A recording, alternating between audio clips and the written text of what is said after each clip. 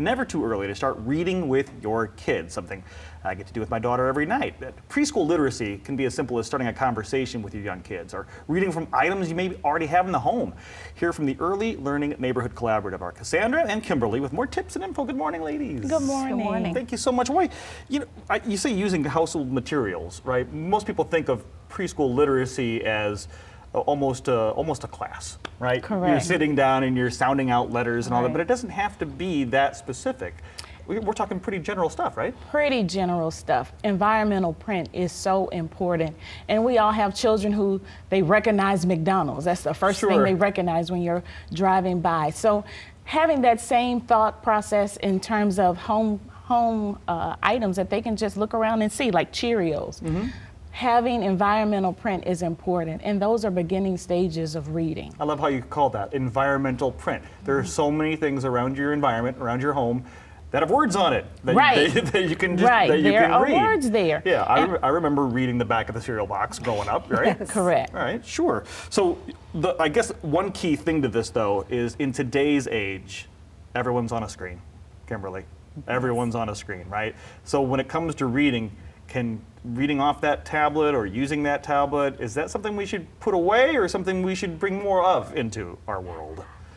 I would say that it's not best practices, Okay.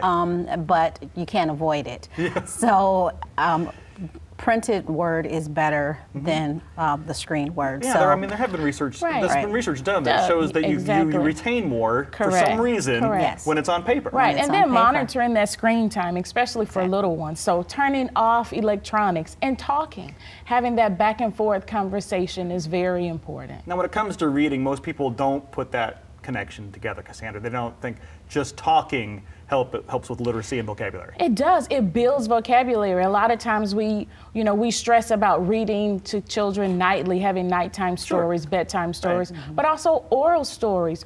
Oral storytelling is a huge part of our culture. So being able to have those oral storytelling moments, that's important as well. And Kimberly, I know that I drive a long time.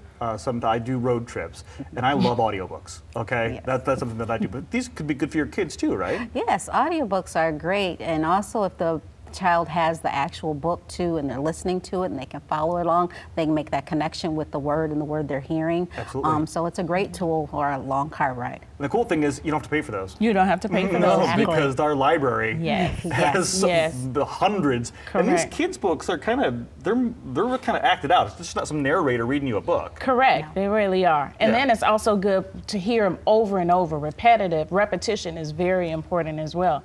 So a lot of times as parents, sometimes we get tired of reading the same book, but that is so good. It builds and it increases fluency as well. So read. Pretty sure I could recite to you some books Oh, by word for Yes, word on some of the yes, stories that yes. we've Good read night, each night, Moon. right? Yes, we could Good do night, that. Moon. Oh my goodness.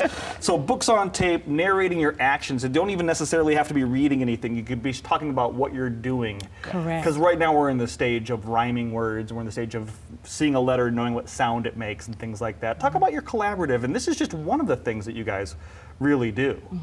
Well, we fund early childhood programming for children who have low opportunities, children who don't necessarily have access. So we serve children from birth to 4 years old through our community partners. It's a wonderful program. We also have great programming for parents. We are a dual generational program. So we believe that you don't only work with the child, but every child has a family.